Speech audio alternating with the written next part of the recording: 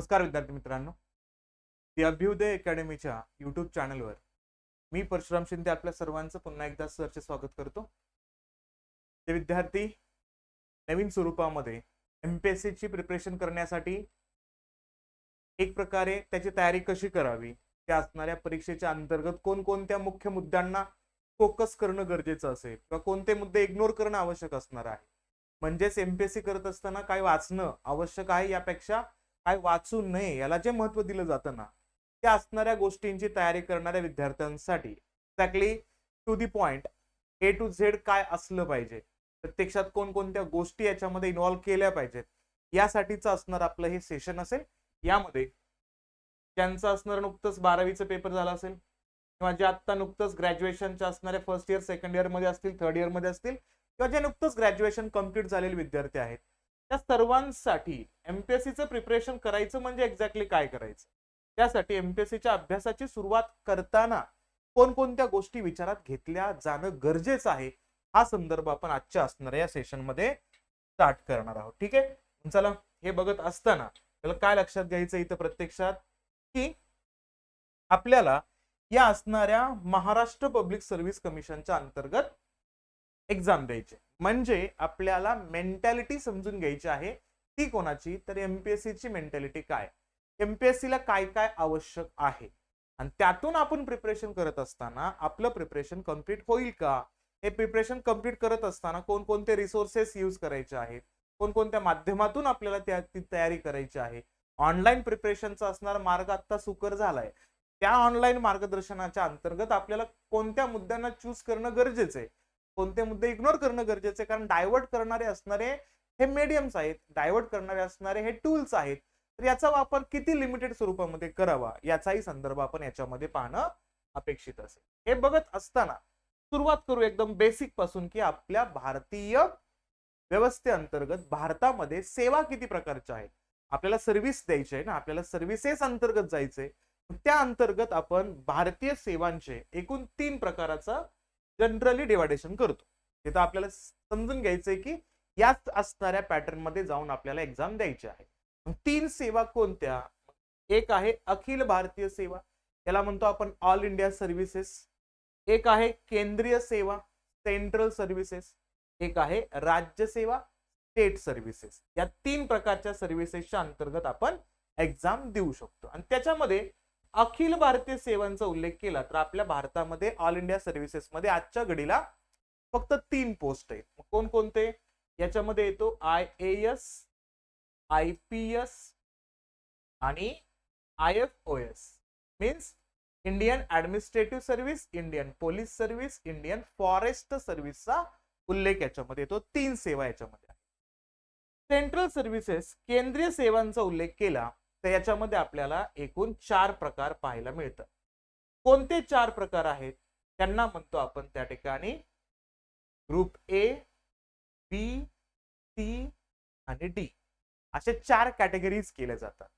ए आणि बी ग्रुपला म्हटलं जातं गॅझेटेड सर्व्हिसेस आणि सी आणि डी ला म्हटलं जातं नॉन गॅझेटेड सर्व्हिसेस, त्याला म्हणतो आपण राजपत्रित सेवा, आणि या आहेत अराजपत्रित सेवा.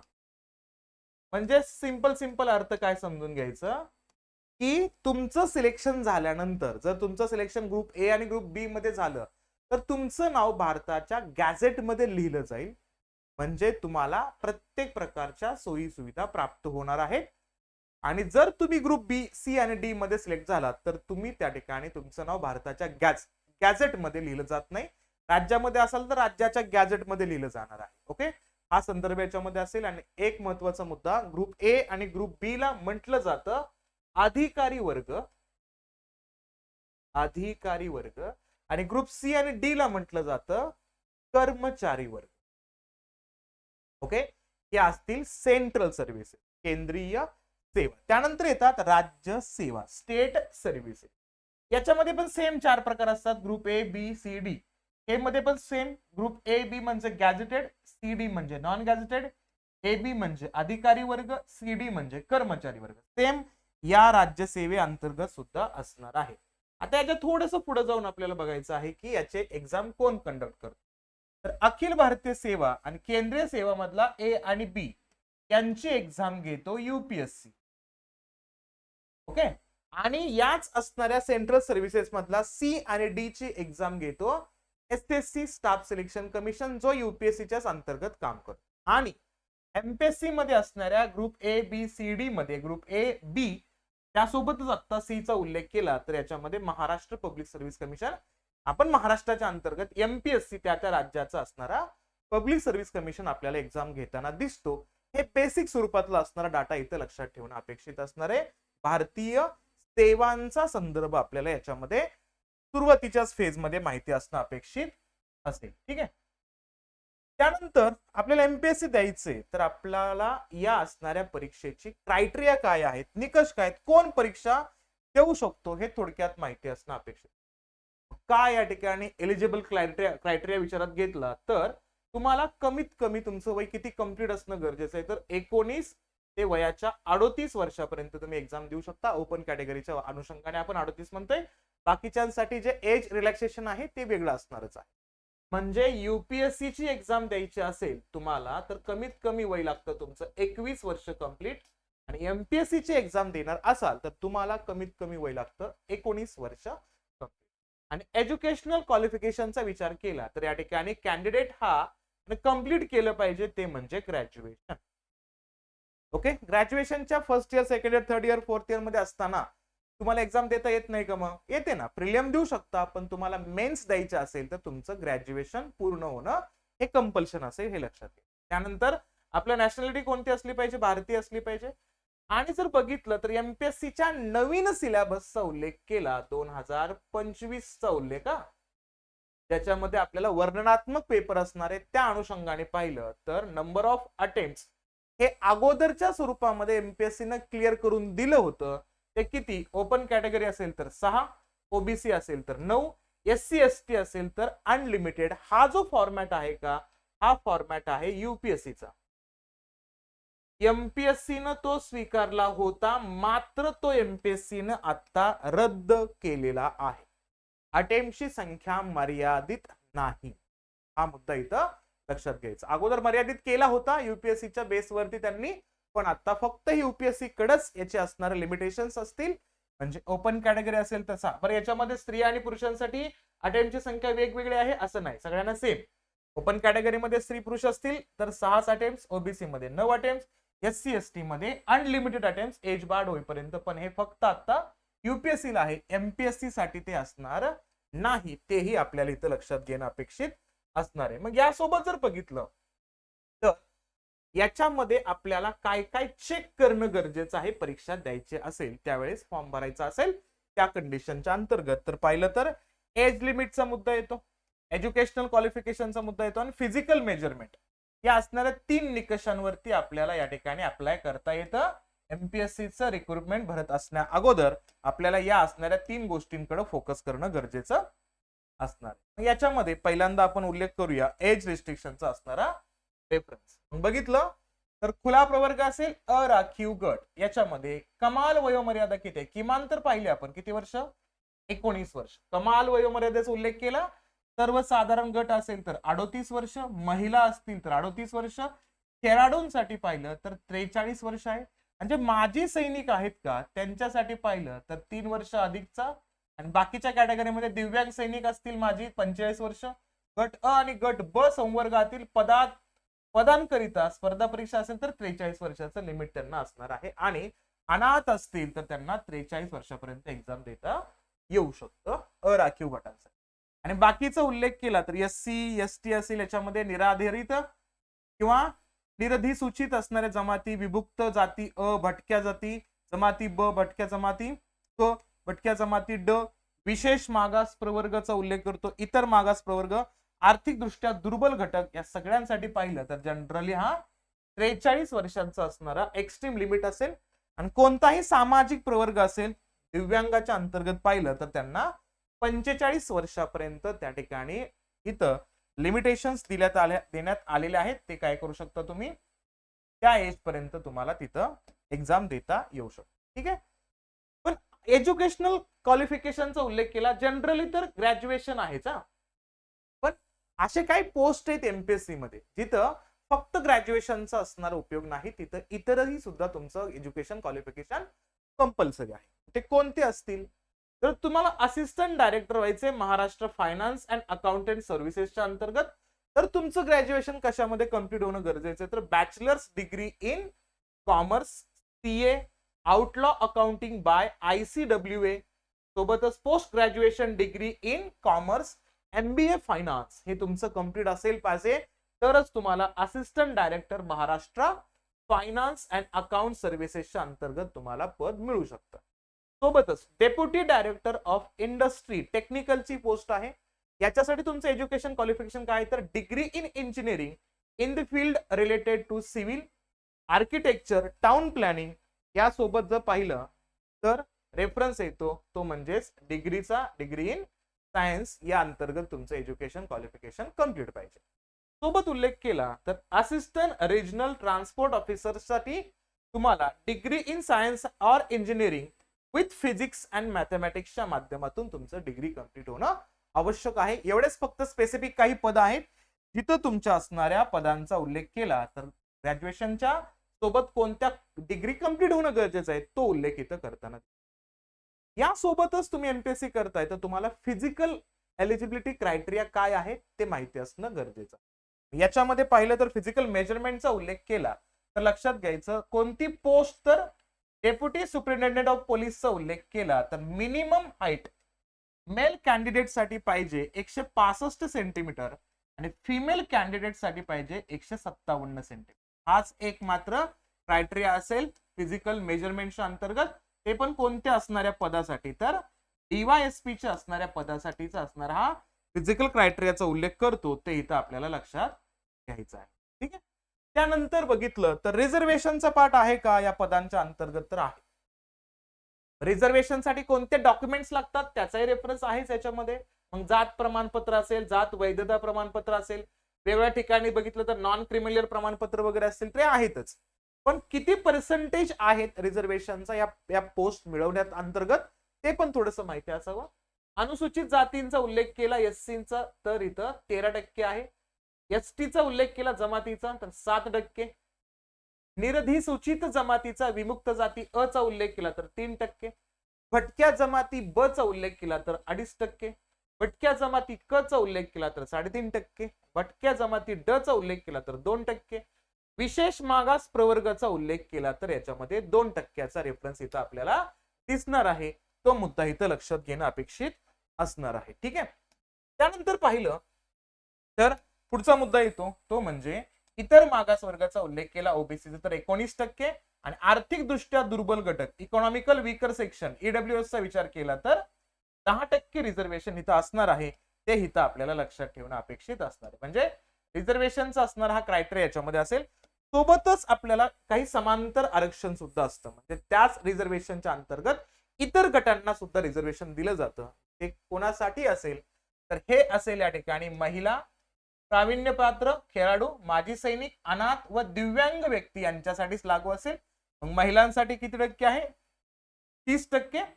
गट अ ब क ड सगळीकडेच. प्रावीण्यप्राप्त खेळाडूंना गट अ ब क ड मध्ये 5%. माजी सैनिकांना फक्त गट क आणि ड मध्ये 15%. दिव्यांगांसाठी 4% प्रत्येक गटामध्ये असेल आणि अनाथांसाठी 1% हा प्रत्येक गटामध्ये रिझर्वेशन असणार आहे. हे समांतर आरक्षणाचा मुद्दा इथं माहिती असणं आपल्याला गरजेचं आहे. त्यानंतर पाहिलं तर आपल्याला जी पद मिळवायचे, बऱ्याच वेळा आपलं टार्गेट असतं ड्रीम टार्गेट की मला खाकी पाहिजे, मला वर्दी पाहिजे, किंवा मला समाजाशी कनेक्टेड असणारं पद पाहिजे, किंवा मला ब्युरोक्रेसीचं असणार एक महत्वाचं पद पाहिजे. मग ते पद काय, त्यांचं वेतन श्रेणी काय असतं, नेमकं तो मुद्दा कशा पद्धतीने हायलाइट होतो हे पाहणं गरजेचं आहे. म्हणजे काय, मग सब कलेक्टरचा उल्लेख कसा असतो त्या पद्धतीने उल्लेख येतो त्याच्यामध्ये. सोबतच इथं बघितलं तर सीईओचं पद कसं असतं, तहसीलदारांचं पद कसं असतं, हे त्यांचा असणार थोडासा आढावा इथं सुरुवातीच्याच फेज मध्ये तयारी करत असताना आपल्याकडे माहिती असणं गरजेचं आहे. सगळ्यात पहिल्यांदा उल्लेख करू आपण डेप्युटी डायरेक्टर किंवा project officer integrated tribal development project class ए, यालाच म्हणतो आपण डेप्युटी कमिशनर. तो संदर्भ बघितला तर यांनाच म्हणतो आपण उपसंचालक प्रकल्प अधिकारी. एकात्मिक आदिवासी विकास प्रकल्प श्रेणी 1 उपायुक्त गट अ यांचा उल्लेख केला तर यांची सॅलरी असणार या ठिकाणी तर पाहिलं तर 67,700 ते 2,08,700 पर्यंतच असणार पेमेंट आहे. हा मुद्दा येतो सगळ्यात पहिल्या कॅटेगरीचा आपल्या एमपीएससीच्या अंतर्गत. नंतर दुसरं पद येतं deputy collector. Group A deputy कलेक्टरच्या असणाऱ्या बाबतीमध्ये उल्लेख केला तर salary of deputy collector in Maharashtra 56,100 पासून ते 1,77,000च्या रेंज पर्यंत म्हणजे तुम्हाला त्यापर्यंत इथं पेमेंट या ठिकाणी जाणार आहे.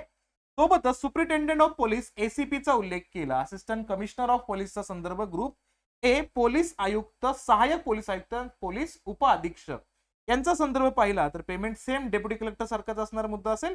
56,100 ते 1,77,000 पर्यंतची असणारी रक्कम ह्या ठिकाणी आपल्याला प्राप्त होते. हे इथं आपल्याला लक्षात घेणं अपेक्षित असणार आहे. हे 3 महत्वपूर्ण असणाऱ्या पदांचा संदर्भ आपल्याला एक थोडक्यात माहिती असावा जेणेकरून आपण प्रिपरेशन करतोय तर आपल्या पुढे काहीतरी काही एक एम असणं गरजेचं आहे ना. बऱ्याच वेळा होतं कसं, लोक म्हणतात की मला समाजकार्य करायचे, समाजसेवा करायचे. हा बऱ्याच वेळा सेकंडरी पर्पज होतो, पण बऱ्याच वेळा आपल्याला जॉब सिक्युरिटी खूप महत्वाची असते. त्या अनुषंगाने हा मुद्दा आपल्याला माहिती असणं गरजेचं असणार. ठीक आहे. त्यानंतर पाहिलं तर इतर पदांचा संदर्भ याच्यामध्ये येतोय. त्या इतर पदांचा उल्लेख केला तर कोणकोणत्या पदांचा उल्लेख याच्यामध्ये येतोय पहा. Assistant commissioner of sales tax, सहाय्यक राज्यकर आयुक्त गट अ, सेम पगार आहे 56,100 ते 1,77,500.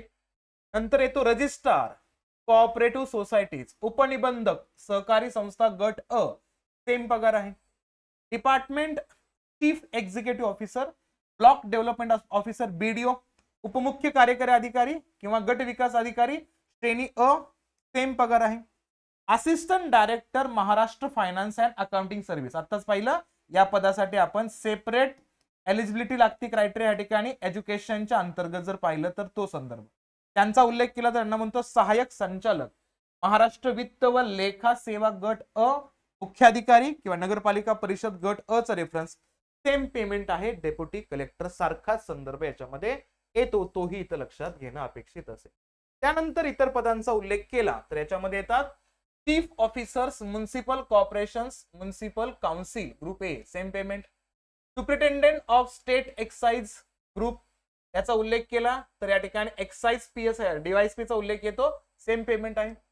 Educational officers of Maharashtra education services, administration branch group A म्हणजे शिक्षणाधिकारी महाराष्ट्र शिक्षण सेवा गट प्रशासन शाखा, सेम पेमेंट.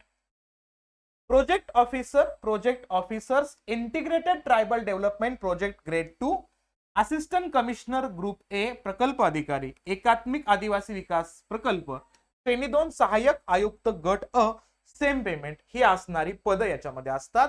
लक्षात घ्या, पदांच्या संख्येचा संदर्भ घेतला तर ती 21 पदांच्या असणाऱ्या भूमिके अंतर्गत जाताना दिसते आपल्याला. ही वाढेल पण हे वेगवेगळी पद आहेत आणि इथं आपल्याला हे पद प्राप्त करण्याची संधी आहे. त्यासाठी या सगळ्या पदांचा मुद्दा आपल्याला अचीव कसा करता येईल तो मुद्दा माहिती असणं गरजेचं आहे. याच्यामध्ये डेप्युटी डायरेक्टर इंडस्ट्री टेक्निकलचा ग्रुप असेल, तहसीलदार, तहसीलदाराचा थोडासा असणारा पेमेंट या डीसी पेक्षा थोडा कमी येतो. तहसीलदार गट अ चा उल्लेख पाहिला. Assistant director skill development employment and entrepreneurs group A चा उल्लेख केला तर त्यांचाही सेम या तहसीलदाराच्या असणाऱ्या पेमेंट सारखा असणारा स्वरूप याच्यामध्ये दिसतं आपल्याला. या सगळ्या असणाऱ्या पदांचा मेजर स्वरूपामधला असता उल्लेख आपल्याला माहिती असणं अपेक्षित असेल. त्यानंतर कोणकोणती पद आहेत आपल्या एमपीएससीच्या अंतर्गत एक थोडासा आपण काय करूया त्याचा आढावा घेऊया. कारण सगळ्याच पदांच्या बाबतीमध्ये मी ते सॅलरी मेन्शन करणं मला ठीक वाटलं नाही म्हणून मी सगळी पदं याच्यामध्ये घेतली. कोणते आहेत बघा. डेप्युटी कलेक्टर असेल, डेप्युटी सुपरिटेंडेंट ऑफ पोलीस असेल, त्याला आपण एसीपी म्हणतो, assistant commissioner of police, assistant commissioner of sales tax, deputy registrar cooperative societies, deputy chief executive officers, block development officer म्हणतो, सेपरेट ब्लॉक डेव्हलपमेंट ऑफिसरचा मुद्दा BDO, assistant director Maharashtra finance and account services, chief officer municipal corporations, municipal परिषद, superintendent of state excise, educational officers Maharashtra education service, tehsildar, assistant director skill development employment and entrepreneurship, deputy educational officers Maharashtra education services, assistant regional transport ऑफिसरचाही reference याच्यामध्ये येतो. हे पदही आपल्याला याच्यामध्ये दिसतात.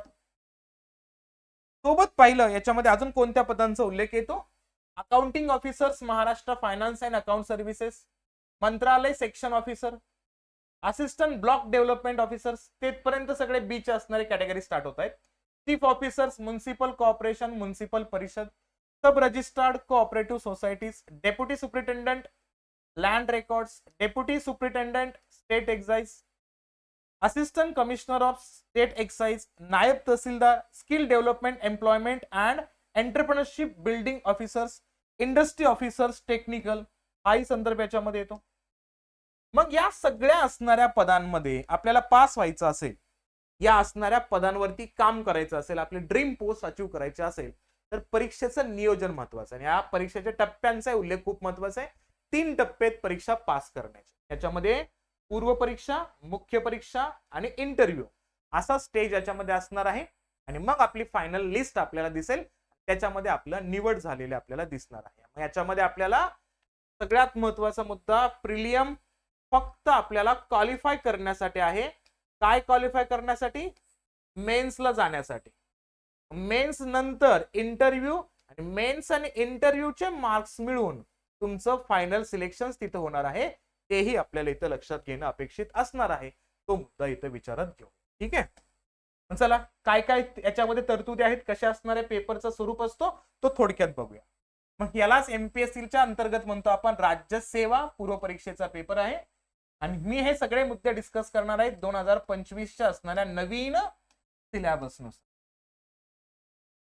म्हणजे न्यू सिलेबसचा रेफरन्स आपण याच्यामध्ये डिस्कस करणं अपेक्षित असणार आहे, ते लक्षात घ्यायचं. मग याच्यामध्ये पाहिलं, पेपर 1 200 मार्क 100 क्वेश्चन्स असणार आहे. पर क्वेश्चन्स हा 2 मार्कांसाठी असणार आहे. याच्यामध्ये आपण निगेटिव्ह सिस्टीमचा उल्लेख केला तर या निगेटिव्ह सिस्टीम मध्ये अगोदर होता 3:1, तो आता मागच्या 2023 पासून आपल्याला चेंज होताना दिसतोय 4:1. हे निगेटिव्ह सिस्टीम असेल. पेपर 2चं नाव असेल या ठिकाणी. पेपर 1 ला म्हणतो आपण जनरली जीएस जनरल स्टडीज, आणि पेपर 2 ला म्हणतो आपण या ठिकाणी सीसॅट. हा मुद्दा युपीएससी ने पहिल्यांदा अडॉप्ट केला 2011-12 ला, आणि एमपीएससी ने लगेच 2012-13 ला हा आपल्या व्यवस्थेमध्ये लागू केला. हा एक महत्त्वाचा मुद्दा असेल. सिव्हिल सर्व्हिसेस ऍप्टिट्यूड टेस्ट, याच्यामध्ये 200 मार्क्स 80 क्वेश्चन्स असतील. म्हणजे पर क्वेश्चन हा 2.5 मार्क्सला इथं असणार आहे. निगेटिव्ह सिस्टीम सेम असणार आहे. 3:1 होती, आता ती 4:1 झालेली आहे. तोही मुद्दा इथं लक्षात ठेवणं अपेक्षित असेल. मग काय आहे नेमकं या असणाऱ्या परीक्षांचं स्वरूप, त्याच्यामध्ये आपण बघूया. एक्झॅक्टली प्रिलियमला जे 2 पेपर आहेत त्याचं असणारी विभागणी कशी असते, कोणकोणते सब्जेक्ट त्याच्यामध्ये येतात, इथं उल्लेख जर केला आपण तर काय काय बघतो आपण बघा. पेपर 1 आहे जीएस जनरल स्टडी सामान्य अध्ययन. याच्यामध्ये मग जवळपास 7 सब्जेक्टचा उल्लेख करतो आपण. कोणकोणते?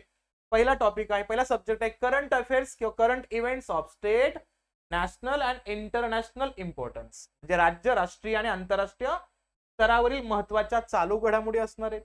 हिस्ट्री ऑफ इंडिया, भारताचा इतिहास याच्यामध्ये दिलाय महाराष्ट्राच्या विशेष संदर्भासह, आणि राष्ट्रीय चळवळींचा उल्लेख आपण याच्यामध्ये करताना दिसतो. सोबतच महाराष्ट्र, इंडिया आणि वर्ल्ड जिओग्राफीचा उल्लेख आहे. भूगोलाचा संदर्भ येतोय. या भूगोलामध्ये physical geography, social economic geography of Maharashtra, India and the world, हा सगळ्यांचा संदर्भ आपल्याला याच्यामध्ये दिसतोय.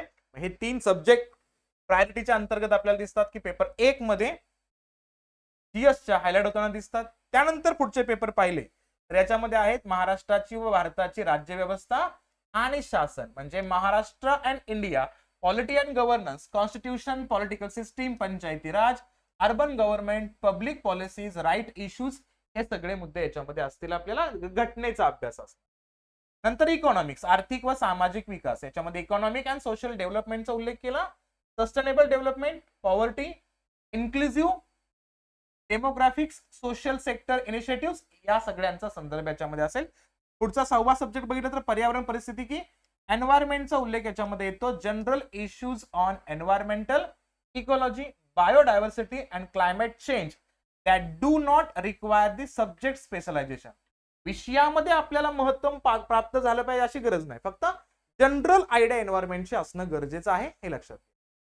सोबत 7वा सब्जेक्ट आहे जनरल सायन्स, सामान्य विज्ञान. असे 7 सब्जेक्ट आपल्याला प्रिलियमच्या पहिल्या पेपरमध्ये आहेत, हे लक्षात घ्यायचं. दुसरा उल्लेख केला प्रिलियमचा असणारा दुसरा पेपर याच्यामध्ये पाहिला, ज्याला आपण सीसॅट म्हणून ओळखतो, civil services aptitude taste.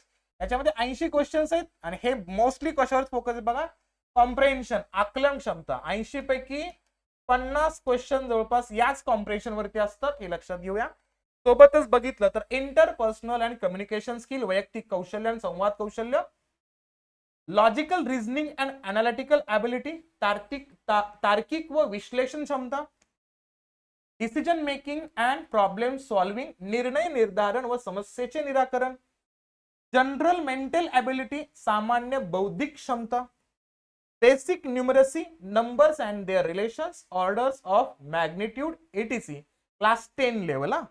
Data interpretation, charts, graphs सोबतच बघितलं तर ग्राफ सोबतच tables, data sufficiency etc, class 10 ची लेवल. मूलभूत संख्याशास्त्र आहे, 10वीच्या लेवलचा प्रश्न याच्यामध्ये असणार आहे. हा संदर्भ या पेपर सेकंड मध्ये आपल्याला मोस्टली दिसतो, ते लक्षात घ्या. त्यानंतर याच्यामध्ये शेवटचा 7वा सब्जेक्ट आहे, तो म्हणजे मराठी आणि इंग्लिश लँग्वेजचं कॉम्प्रेन्शन स्किल्स असतील 10वी आणि 12वीच्या लेवलचं. मराठी व इंग्रजी भाषा आकलन कौशल्याचा संदर्भ याच्यामध्ये असणार आहे, ते लक्षात घ्यायचं. ठीक आहे. आणि हा कशा टाइप मध्ये असेल, हा सगळा पेपर प्रिलियमचा मल्टिपल चॉईस क्वेश्चन असणार आहे. या ठिकाणी एमसीक्यूच्या स्वरूपामध्ये बघितलं तर हा पेपर असेल. पण तुम्हाला जीएसचा असणारा जो पेपर 1 आहे त्याच्याच 200 मार्कावरती मेरिट लागणार आहे. कारण हे मेरिट मध्ये जीएसचा पेपर सेकंड किंवा ज्याला म्हणतो आपण सीसॅट, याच्यामध्ये जे 200 मार्क आहेत का, हे तर फक्त तुम्हाला क्वालिफाय व्हायचं. क्वालिफाय व्हायचे म्हणजेच किती मार्क घ्यायचे, तर 33% मार्क घ्यायचे. 33% मार्क म्हणजे अप्रॉक्सिमेटली 67 मार्क घेतले तुम्ही सीसॅट मध्ये, म्हणजे या सगळ्या विषयांमध्ये, तर तुम्ही सीसॅट क्वालिफाय करता, मग जीएसचा स्कोर लागतो. आणि आता जनरली पाहिलं तर 110 ते 115 200 पैकी या असणाऱ्या रेंज मध्ये प्रिलियमचा मेरिट लागतो. हे हळूहळू कमी पण होत जातं. युपीएससी ला बघितलं तर 2022 चा असणारा पहिला संदर्भ, तर तो 82चा असणाऱ्या मार्कांचा मेरिट लागतात दिसतो प्रिलियमचा. त्यामुळे मेरिट हे व्हेरिएबल असेल, बदलत जाताना सुद्धा आपल्याला दिसेल, तोही लक्षात घेणं अपेक्षित असणार आहे. ठीक आहे. त्यानंतर पाहिलं तर मेन्सचा विचार, आणि मेन्स हा नवीन सिलेबसचा संदर्भ याच्यामध्ये येतोय, नवीन पॅटर्नचा उल्लेख जो युपीएससी ला जवळपास कॉपी करतानाच एमपीएससी दिसतोय. काय याच्यामध्ये, तर याच्यामध्ये एकूण किती असेल, तर पेपरचं स्वरूप असेल वर्णनात्मक, म्हणजे प्रिलियमला एमसीक्यू आणि मेन्सला गेला तर रायटिंगचा मुद्दा तुम्हाला अडॉप्ट करावा लागेल. एकूण पेपर आहेत 9. याच्यामध्ये पहिल्यांदा तुम्हाला क्वालिफाईंग पेपर आहेत 2, पास होण्यासाठी 2 पेपर आहेत, याचे मार्क काउंट होत नाहीत फायनल मेरिट मध्ये. याच्यामध्ये पेपर 1 आणि पेपर 2 मराठी आणि इंग्रजी असेल, 300 मार्कांचा, आणि पास व्हायचा असेल तर 25% मार्क घ्यावे लागतील, म्हणजे 75 मार्क प्रत्येक पेपर मध्ये घेतला तर तुम्हाला पास होता येईल. आणि हे कसे असतात पेपर मराठी इंग्रजीचे, आपण इयत्ता 10वी आणि 12वीला जो मराठी आणि इंग्रजीचा पेपर दिलाय का, मग याच्यामध्ये कॉम्प्रेन्शन असेल, सोबत लेटर रायटिंग असेल, एसे असेल, ग्रामर असेल, हे सगळे मुद्दे याच्यामध्ये असणार आहे, ते लक्षात. सोबतच याच्यातले असणारे बाकीचे जर 7 पेपरचा उल्लेख केला तर टोटल 9 आहेत ना, या 7 पेपर वरतीच काय ठरणार आहे आपलं या ठिकाणी मेरिट ठरणार आहे, लक्षात घ्यायचं. आणि प्रत्येक पेपर हा 250 मार्कांचा आहे. आणि या 7 पेपर मध्ये 5 पेपर हे प्रत्येकाला कंपल्सरी आहेत, आणि ऑप्शनलचा पेपर आपण चूज करू शकतो. तुम्हाला कोणता ऑप्शनल चूज करायचा आहे, कोणता निवडायचा आहे, ते तुमच्यावरती असणार.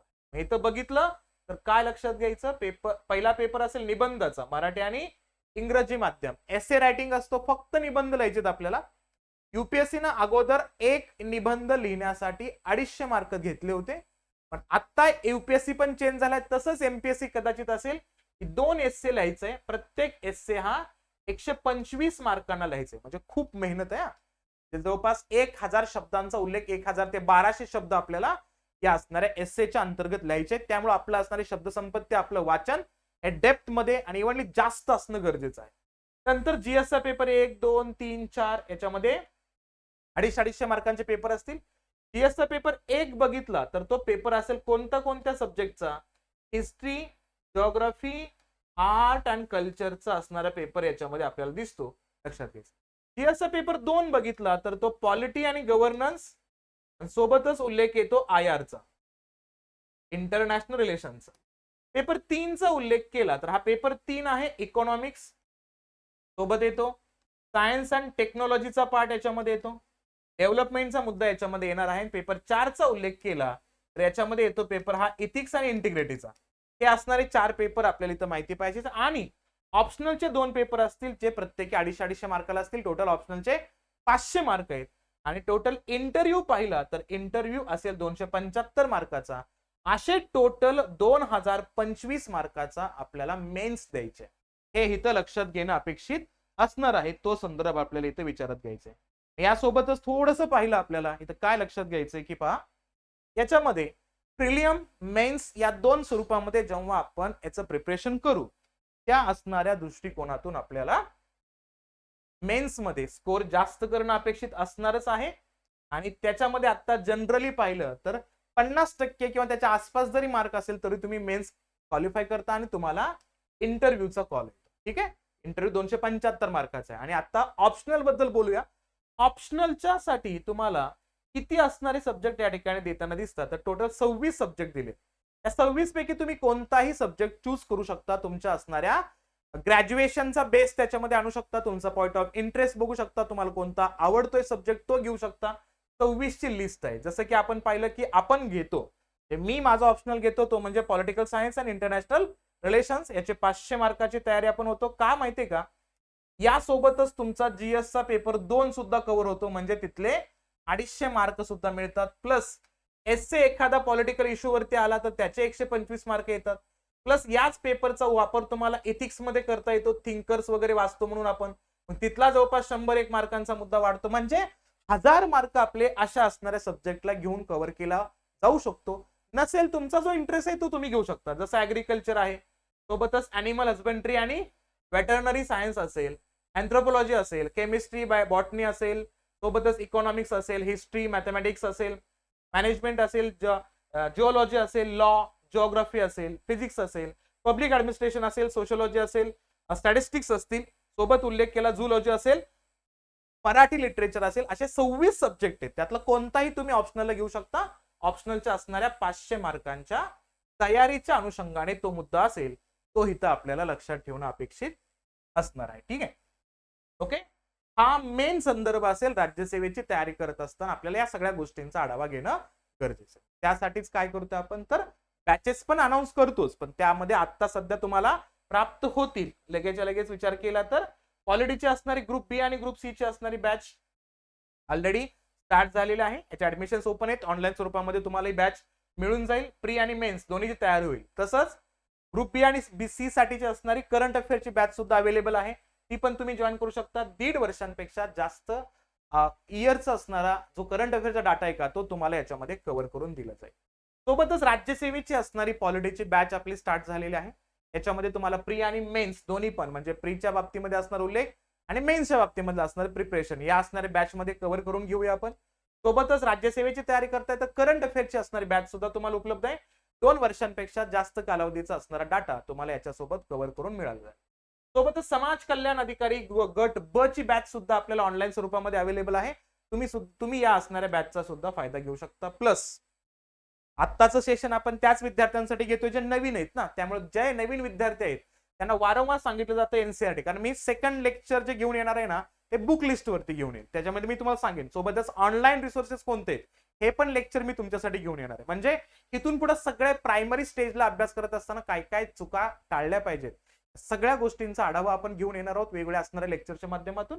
म्हणजे एकदम बेसिक विद्यार्थी आहेत त्यांना एनसीईआरटीची तयारी करायची, त्यांच्यासाठी खूप नॉमिनल फीस मध्ये फक्त 999च्या अंतर्गत आपली बॅच स्टार्ट केली आपण यूपीएससी साठी. आणि एमपीएससी 2025 ची तयारी करणाऱ्या विद्यार्थ्यांसाठी बॅच असेल. सोबत पाहिलं स्टेट बोर्डची सुद्धा बॅच अनाऊन्स केली. एकदम बेसिक राज्यसेवेची तयारी करणाऱ्या विद्यार्थ्यांना, ग्रुप बी ग्रुप सी ची तयारी करणाऱ्या विद्यार्थ्यांना फक्त 999च्या अंतर्गत तुम्हाला बॅच उपलब्ध होईल. यासाठी तुम्हाला सगळ्यांना दी अभ्युदय अकॅडमीचं असणारं ऍप्लिकेशन डाउनलोड करावं लागेल आणि या असणाऱ्या ऍप्लिकेशन वरती तुम्हाला ऑनलाईन लाईव्ह स्वरूपाचे असणारे बॅचेस सुद्धा उपलब्ध होतील. हे इथं लक्षात घेऊया, विचारात घेऊया. ठीक आहे. आय होप एमपीएससीचं प्रिपरेशन कसं करावं, त्यामध्ये पदांची माहिती, सोबतच पात्रता काय असली पाहिजे या गोष्टींची असणारी जी बेसिक नॉलेज आपल्याकडे असणं आवश्यक आहे तो मुद्दा आपण आज कंप्लीट केला. तुम्हाला सेशन आवडला असेल लाईक करा, शेअर करा जास्तीत जास्त विद्यार्थ्यांपर्यंत पाठवा आणि जर चॅनलवरती नवीन असाल तर सबस्क्राईब करायला विसरू नका. ठीक आहे, चालेल, थांबू इथं आपण. थँक्यू.